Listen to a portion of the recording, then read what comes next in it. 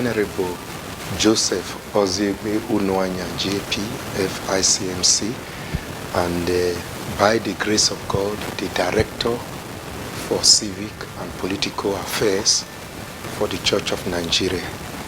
And I happen to also be the Anglican chaplain to the National Assembly and also the desk officer for all Anglican publications and businesses. Those are the jobs I've been doing in the headquarters of the Church of Nigeria since 2011. I was also the pioneer director for Justice, Equity and Peace Commission, JEPC, since 2011. But by the grace of God, I now have a new director who have taken over that department, but I'm still handling chaplaincy to the National Assembly, the office of the Director for Civic and Political Affairs as the pioneer director since 2011, and at the same time the desk officer for all Anglican publications and businesses.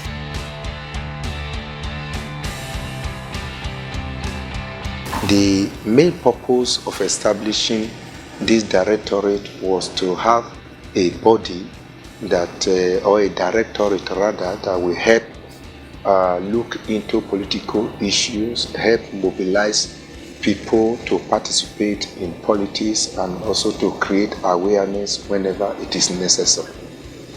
And to that effect, when we took over the office, we had to hit the ground running. We immediately in that 2011 set up 4 different units or sub-departments.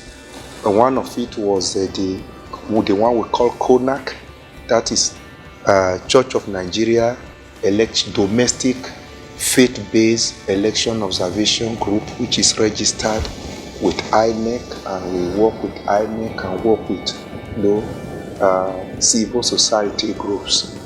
And we also have created a program with Advent Cable Network Nigeria ACNN, which we call CIP, Christians in Politics. With that, we create awareness on socio-political matters. We use that program for mobilization of the masses and to speak on matters of injustice and give voice to the church, to our church in particular, and the church in general, and to the masses. And on that program, we cover a lot of issues, speaks on matter of governance, leadership, matters of corruption, insecurity, unemployment, and what have you. So the third leg of this thing was what we call ATEG, Anglican Think Tank Economic Group, which has now, of recent, with the coming of our new primate, he has set up a new committee which has now replaced ATEG, the think tank group. This new committee is called CONSPIT, that is Church of Nigeria Socio-Political Interface Team. It is a kind of a rapid response team for the church. It is to help the church react on issues that affect the church and the society.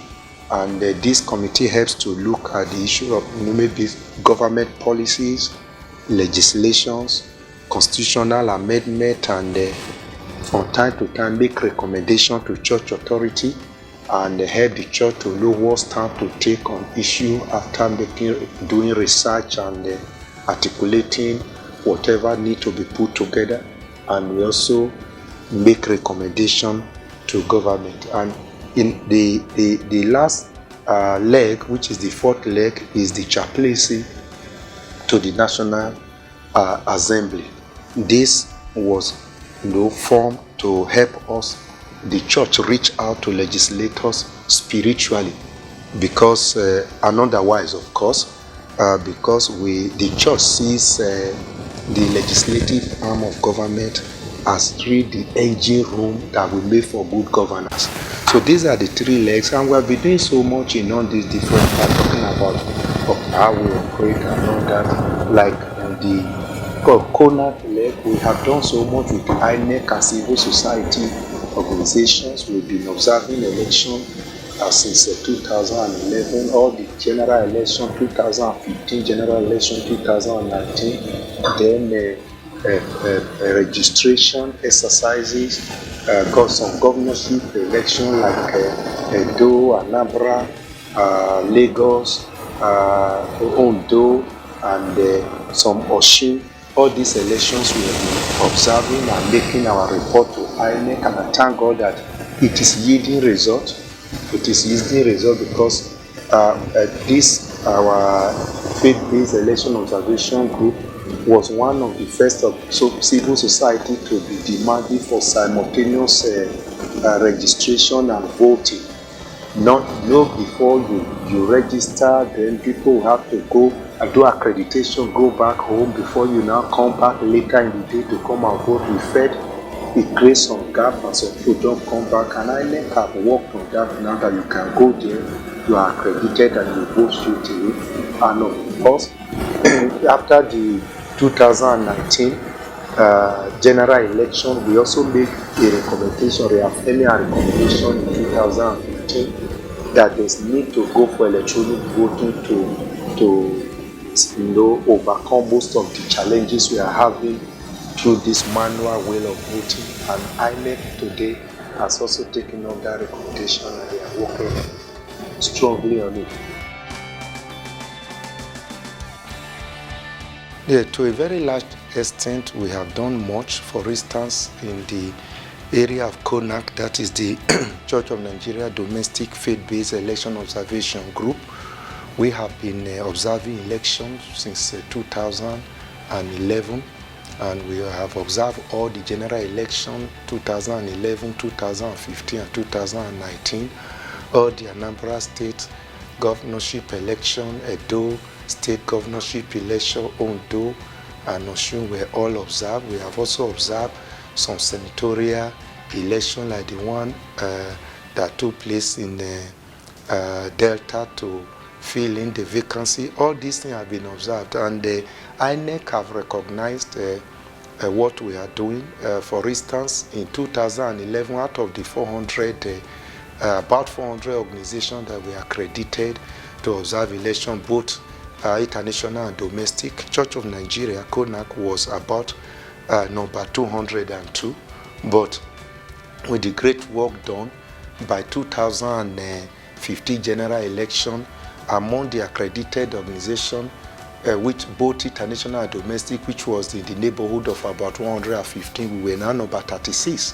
And we also are given the privilege to be among the 25 organizations, both international and domestic, who were allowed to observe the presidential election result collation at the International Conference Center. And like as I said earlier, INEC have worked with some of our recommendations, and at present they are looking at electronic voting, which we have been also pushing for. On CIP, that is Christians in Politics, created in Advent Cable Network Nigeria, we have achieved a lot since 2013. We are on air weekly, and we have, as of today, over 500 episodes covering all issues that you can think of in Nigeria, bordering on governance, leadership, corruption matter, insecurity, economy, unemployment. So at least the church now have a voice, and we are able to create awareness, we are able to mobilize people during election year and all that. And I think a good example is the major problem we have on hand today, this herdsmen attack all over the country. I think it was CIP that was the first to break the what I call conspiracy of silence some years ago, because people were not ready to talk. Many people were afraid to talk about it until CIP, Christians in Politics, broke the silence. Then on ATEG, which is Anglican Think Tank Stroke Economic Group, now COSPIT, which is Church of Nigeria Socio-Political Interface Team. A lot has also been done, and a good example was when President Goodluck Jonathan was the president, we were able to draft a blueprint for governance, for good governance, which was meant for him to improve whatever they have in their manifesto. Then the pioneer chairman was Ambassador Christopher Kolade. I was privileged to be the pioneer secretary to ATEG.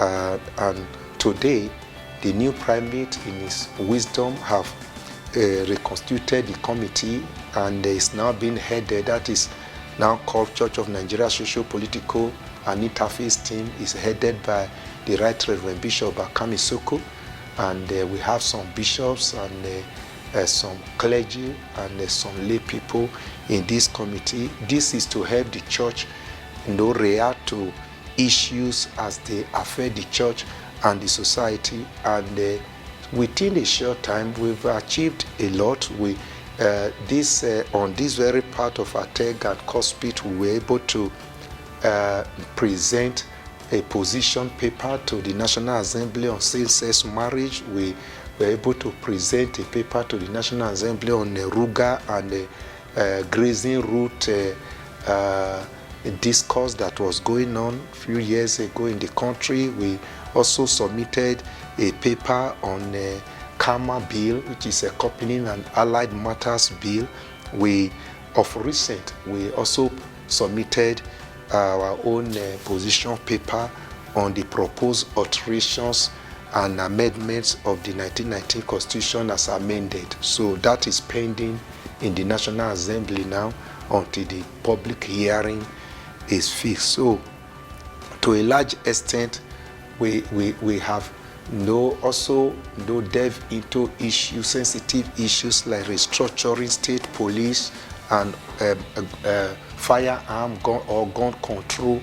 All this, the church is able now to make her own position known on matters like that. Then on the chaplaincy to the National Assembly, we thank God it was established in 2011 by the former primate, and we hit the ground running. The chaplaincy is recognized officially by the National Assembly. We have a place assigned to us for worship on weekly basis whenever the legislative sessions is on. We go there every Tuesday morning, have a 1 hour fellowship from 8:30 to 9:30, and it is meant to reach out to pray for the legislators, to admonish them, those who care to come. Their response has been very poor, but we are not discouraged because we know the reason why the church sent us there. The National Assembly is the EG rule for good governance. They are the one who makes law. They are the ones supposed to exercise oversight function over the executive, and so we feel that everything must be done to make sure that when they get there, they do not forget God, they do not forget the masses, their people that they are representing. So we are trying to do our best in that area, though there are challenges, and we know that one day we overcome all the challenges. If I will speak on that, as soon as the department was established in the headquarters, the next thing we did was to take steps to create departments in those dioceses all over the country. And as of today, we have about 80 departments created in dioceses scattered around the whole country. Some dioceses are yet to create department and to appoint a director. So we have directors, that is diocesan director for civic and political affairs, and they are all working their own little way. Some are not functional. We have to be realistic in this place, but some, like in Bende province, they have done a lot. In Anambra, they have done a lot. In Lagos, a lot is being done. But in some other parts of the country, they have not functioned the way we expected them to function. The operational model was to make sure that all these things we are doing at the headquarters is replicated at the diocesan and state level. Okay, like we are talking about bills being passed in the National Assembly. We expect that the directors at the state level, at the dioceses within a state should be able to also relate in same manner with state houses of assembly and ensure that the right legislations are put in place. We expect them to be the voice of the people at that local level, and the way we are supposed actually to operate is for them to harvest information from the grassroots and send it to us at the headquarters. It will enable us to brief the primate, who is the voice for the church, the only authorized voice to speak for the Church of Nigeria. You have crisis all over now. So we expect that these directors should be able to tell us, give us a report on what is happening on ground, so that the church have first-hand information, so that if the primate is to speak on any issue for the church, he is speaking from the point of knowledge, real statistics that are on ground. But many of them have not been able to live up to expectation in that regard. But we are still hoping that more will be done and more departments will be created. In fact, it's expected to be in all the dioceses. Like in Bende, we already have a provincial coordinator for the diocesan directors. We have it in Anambra axis, and that's on the Niger province, and we also have it in Lagos province. Well, the greatest challenge facing this department is funding, and the second one is poor staffing, and they are interrelated. If there's enough fund, that is when you can think of maybe expanding the staff. And if we have enough fund, we'll be able to fund our activities. For instance, this department, one of the duties is to organize seminars, symposium, and so many other things to create awareness. And this costs money, and there's no enough fund to do that. Then election observation consumes a lot of money, because you need to deploy people to the field, you need to pay transport, you need to pay for hotel. Just imagine if we have to go to Anambra to go and observe the upcoming election, and we have to send our trained observer to that place. We need to pay their transport. Some will go by air, they need to stay in the hotel, they need to feed, and of course, these are human beings. Even though they are volunteers, we need to give them some little bit of stipend to appreciate them for the work they are doing. But the fund is not there.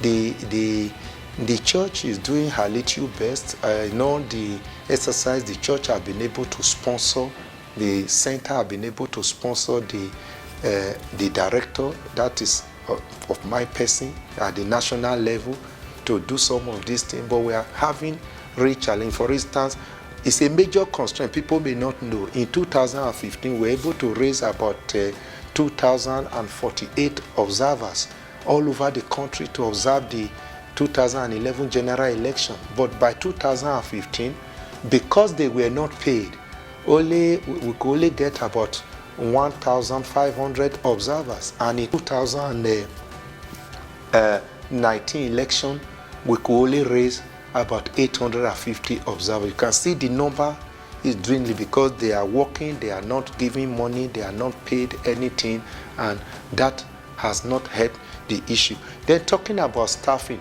you begin to wonder how I've been able to cope as an individual, because I've actually doing the job of the director, the job of the secretary, the job of PRO, and attending meetings, attending training, and writing reports on all these things without real assistance that is needed, because there's no money to employ more staff.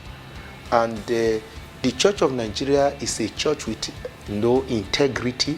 When we wanted to maybe begin to source for foreign donors and all that for support, the church have to exercise some caution because of our stand on the issue of homosexuality, because we don't want people to come from the corner and offer us money in the name of aid, and at the end of the day we are not able to stand and speak our mind on issues the way it should be done. I think that is the greatest challenge we are having. That has also affected the number of meetings that we would have been having with directors. At the beginning, we had meeting, we had some training, and for the directors that were appointed by bishops, but along the line, we discovered that you call a meeting, many of them are not able to come because they have no fund from their dioceses, no sponsorship, and so that has really affected so many things. But we are hoping that we will overcome this someday and move on.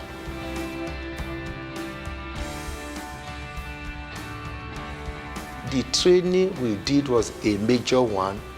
It was an orientation training and also training on election observation. That was for diocesan directors. And we gave them the mandate to go back after the inauguration of the directors. We gave them the mandate to go back and be doing local training because it was really train the trainer, and some of them have been able to do that. I've gone to Lagos, I've gone to Anambra and all that, those states, to train our people on ground on the invitation of diocesan directors and all that. So some training has been done, but we have not been able to do as much as we would have loved to do in that area because it involves a lot of money. To get resource persons and all that, you get people from INEC and other organizations to come and train, you have to pay them. So that is why I say it's part of the challenges we have been having.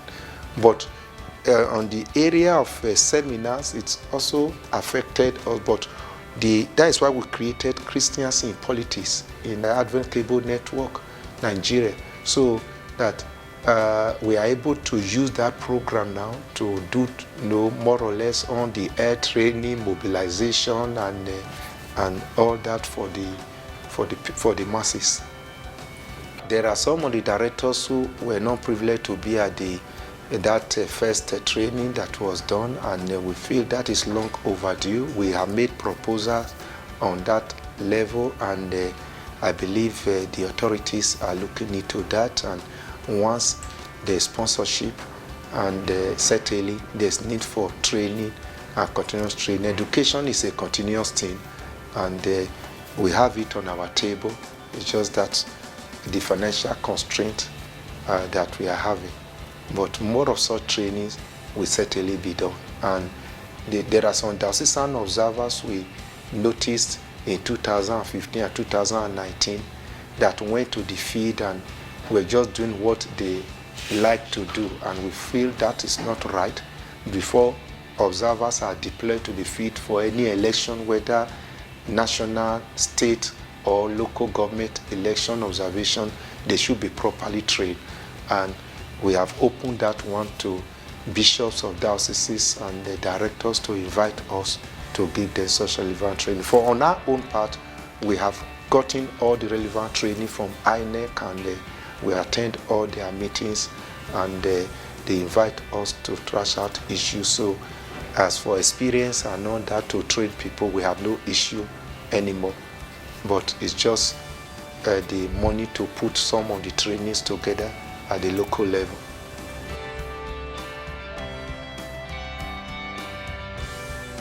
It's not about what the church should benefit, it's what the society is benefiting. The church is supposed to be a major voice in the society, and once that is missing, then there is a problem. The church becomes irrelevant. But through this department, the church has been able to speak to those in the corridor of power. The church has been able to mobilize people to participate in election. before this department was created, and even within our church, there was this idea that politics is a dirty game, and so people should not participate in that. But today, there's a major paradigm shift now with the mobilization of this department, constant education of the masses. I think that idea is gradually changing now. So the society is benefiting. The church now have a voice. There's hardly any current issue going on now that the church is not able to speak. No, especially through Christians in politics. Most of the current issues are discussed, and the church is able to make her mind known to the world and those in power. I think that is a great benefit for our society. And if a church is there and issues are going on, like the issue of insecurity, and the church is completely mute, not saying anything, I don't think that is the best for the society. So we encourage members who are wealthy, who are blessed by God, to see the need to sponsor this very department and her programs. And you see, whenever for instance, very soon we start mobilizing, talking to people on air and all that, on the question of need for people to register, need for people to come out to vote in the 2023 general election, and need for people not just to vote but strive to be voted for. So I think if one person, a believer, a good Christian, through that such mobilization, takes the matter serious and he wins election, it can make a difference in his own little cycle. So the benefit cannot be overemphasized. I think the feedback to me is good. Though they say the room for improvement is the largest room in the world. But the feedback is good.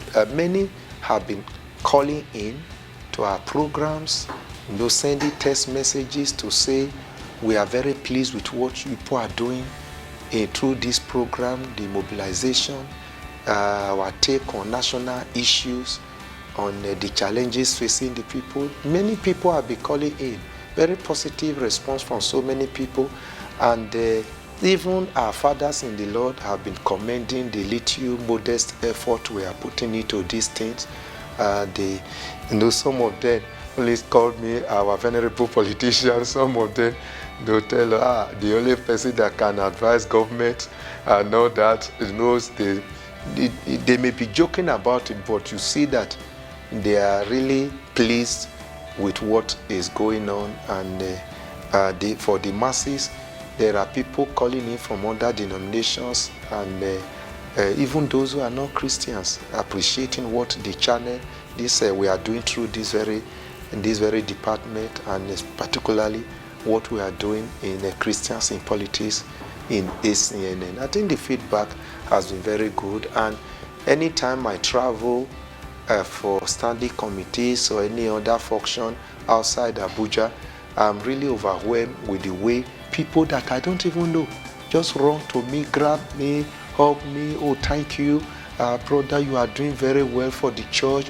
You are our mouthpiece. You have been speaking well for the church. We thank God the church have a very strong voice on almost every matter.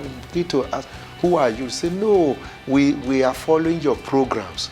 We are following your programs and all that. So that is, for me, a very good one.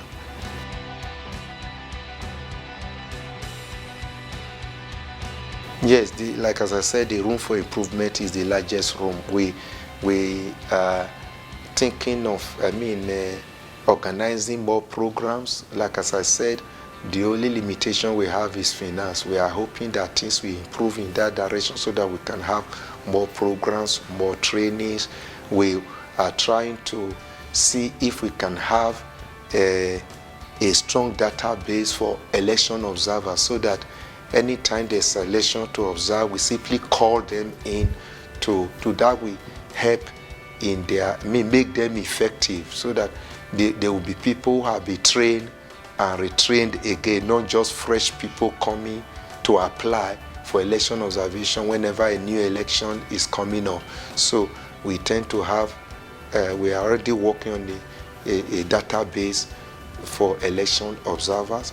That is one. Then we have already tabled before the present administration, who is also giving us a very good support. That is the new primate, giving us a very good support in what we are doing. We are also asking for sponsorship to be able to retrain directors, because we feel it is long overdue, and we are reaching out to new bishops who have taken over some dioceses and all that, to help appoint directors where we have no directors yet.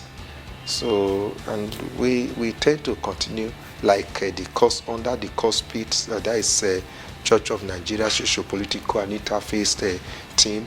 We want to be very, very proactive to make sure that every issue that borders on the welfare of the people, the masses, any issue that borders on the church, we are able to take it up, look at it objectively, do our research, and make sure that we make our position known to the church and to those in the corridor of power.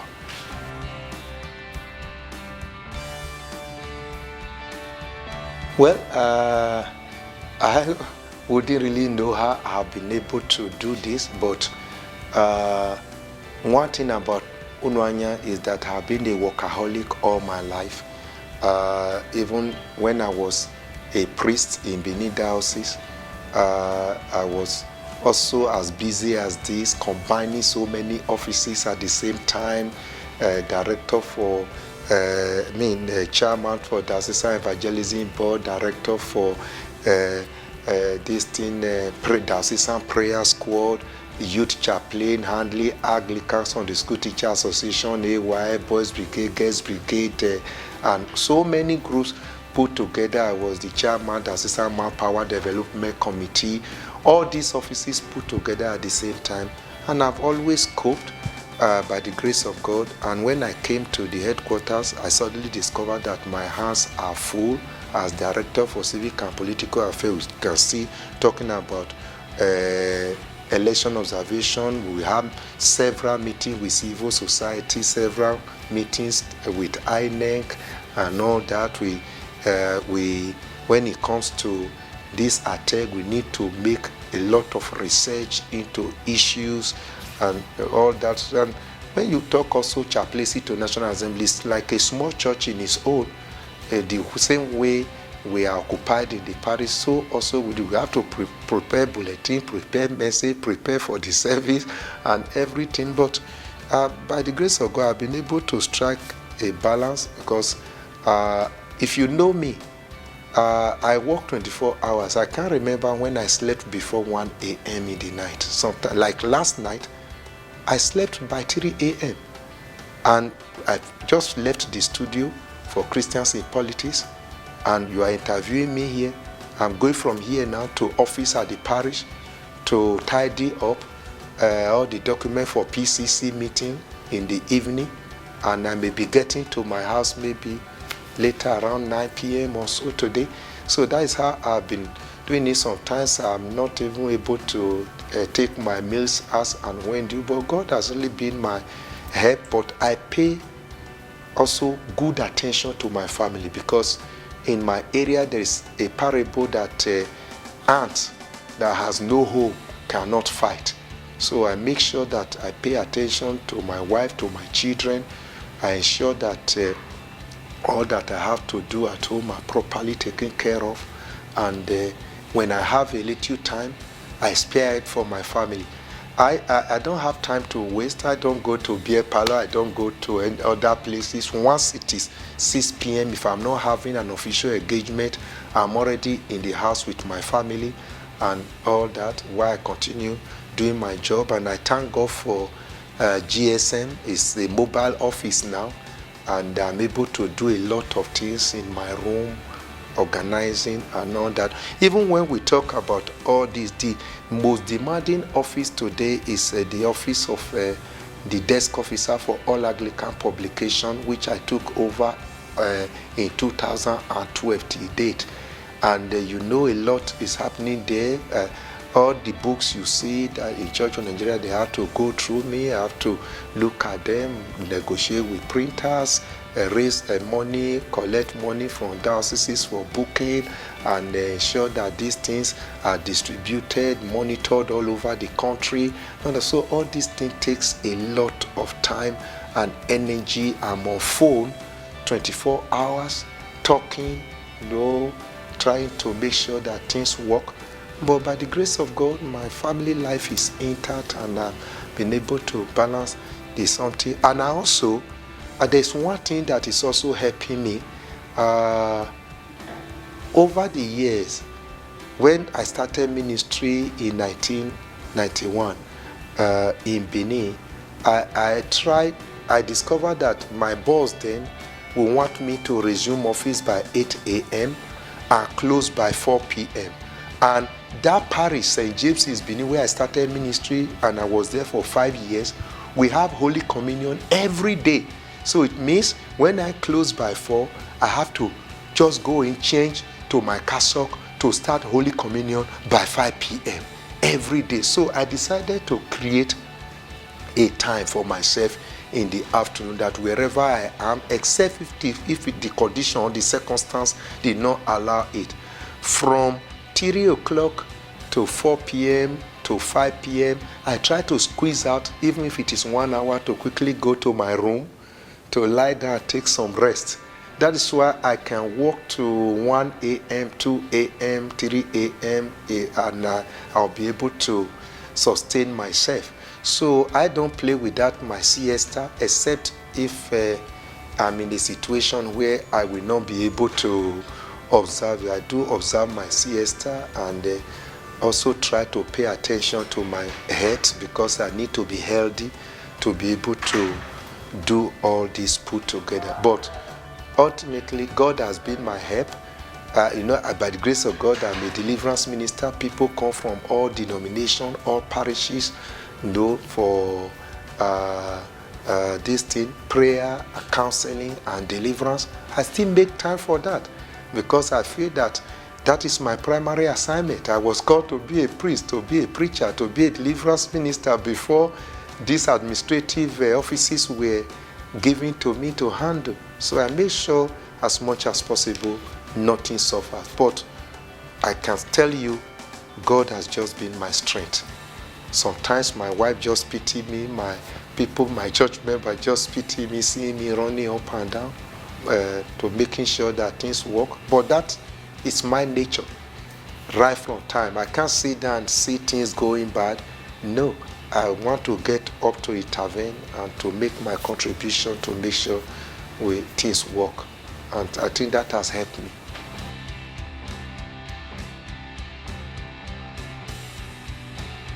For the directors who are already there in the office, I want to let them know that you don't hold office for the sake of holding. You just have to do your best within the circumstance you find yourself.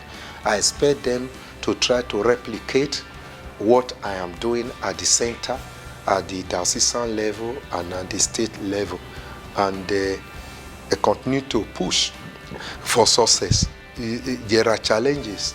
Well, no, there are some dioceses that are indigent, but you just have to push and ensure that the goal of this department is achieved. Then for the church, I want to encourage the church to embrace participation in politics. Church members should be able to take up membership of political parties, depending on the political party you want to join. Make sure you are a card-carrying member of a party. Participate actively. Don't fold your hand. When election is being done, that is not the time to play football. Don't sit down and be analyzing. Go out there and vote. Contribute your quota. And because a democracy is about the game of number, then I also want to encourage them not just to go there to begin to vote for people. They should also push to me for elective positions, so that they can bring Christianity to bear in governance. At least Christians should be able to come into power to help resolve some of this. If you look at history, you discover that men of God, prophets, children of God, people like Daniel, people like Shadrach, Meshach, and Abednego, people like Joesph, they were the people who made difference in their own time, and these were men and people filled with the Spirit of God. Then for the society in general, especially in the time we are in, we want to appeal to government to wake up and discharge her duty. This is the time to act correctly. This is not the time to begin to fan political and religious sentiments. This is the time to redeem Nigeria. The country is almost at the verge of collapse, and we should not allow the predation of those who do not mean well for Nigeria to prevail. This is the time to act. This is the time to redeem our nation. This is the time to address insecurity. This is the time to flush out people, criminals who are carrying AK-47 all over in our bushes, in our forests. This is the time to flush them out, irrespective of who they are, the religion they belong to, and the tribe they belong to. If we don't do something now, we will not have a country to call Nigeria tomorrow. And I think if we act now, a stitch in time will save nine. So that is my advice to those in government, that this is the time to act correctly and save Nigeria.